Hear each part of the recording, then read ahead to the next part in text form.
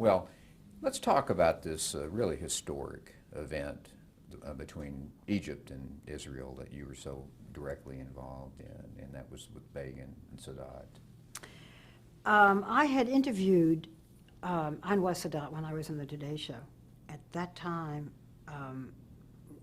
they were very great enemies, and I went to Egypt and did the first interview at that time that Sadat, I think, had done for American television.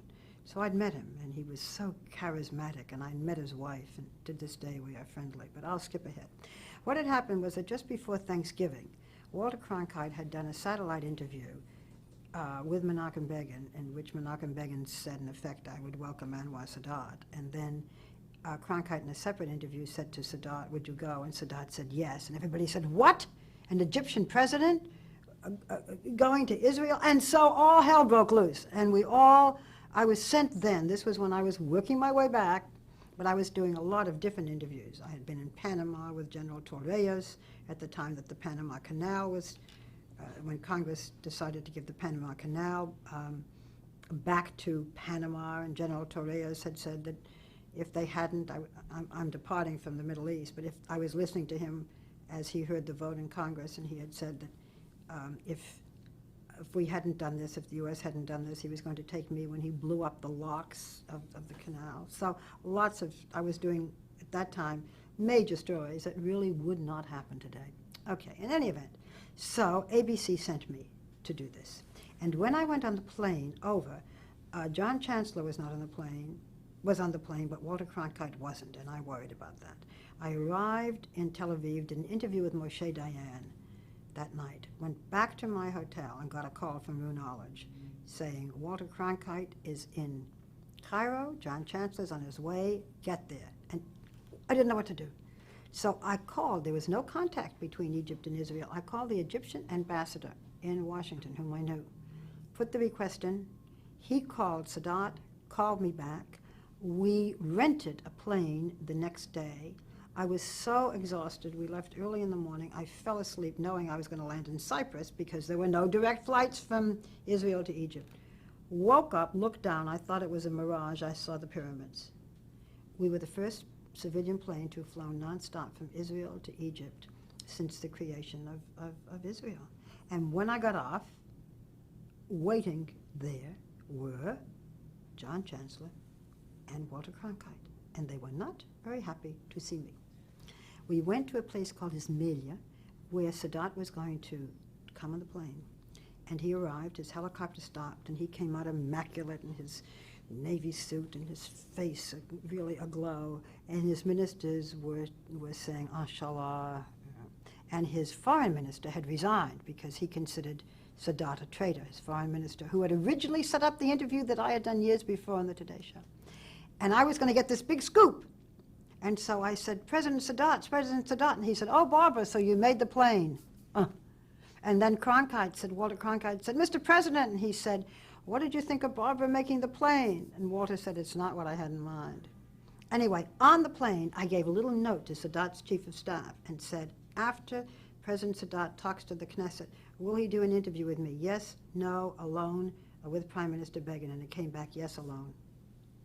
And I remember when we landed, I remembered the Israelis playing Egyptian national anthem, how they knew so quickly, waving Egyptian flags. And I ran across the tarmac to join Peter Jennings to broadcast this as Anwar Sadat was kissing his old enemy, Golda Meir, and shaking hands with Moshe Dayan. And then I went to Jerusalem and did an interview with Prime Minister Begin that night.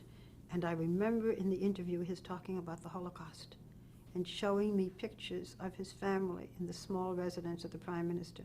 That was what was on his mind that night. And finally, exhausted, he went to bed. His number one aide, Mr. Kadashai, said, for heaven's sakes, Prime Minister, you're going to be, this is historic day is coming. And by the way, Begin never wrote things out in advance. He took a little bit from the Bible, a little bit here, a little bit there. He had not written a prepared speech.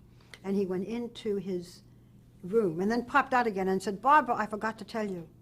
I said to Anwar Sadat, for the sake of our friend Barbara, would you do the interview together? And Barbara, he said yes. And I said, you're the best agent I ever had. And that's how that interview came about.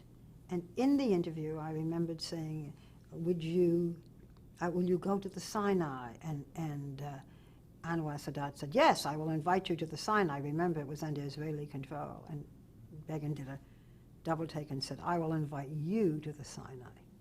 And I kept pushing them at that point, you know, how far would they go, this and that.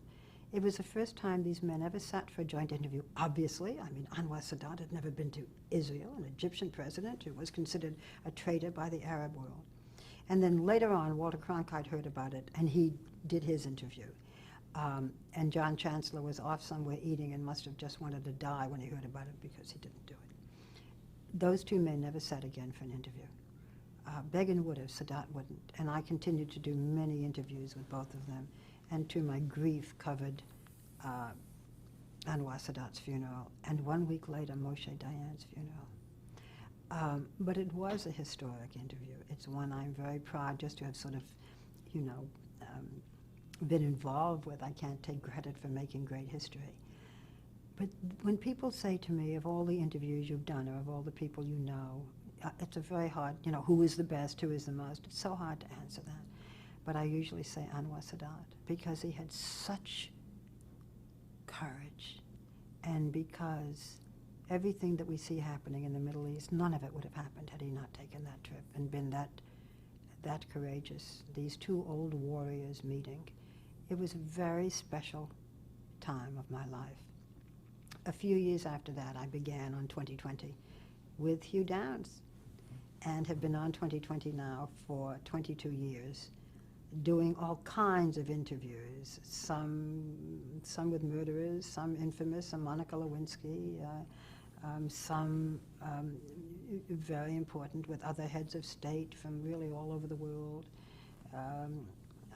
I went with General Gerald Zelski when martial law was lifted in Poland. I've interviewed Yeltsin. I did 4 or 5 interviews with Margaret Thatcher.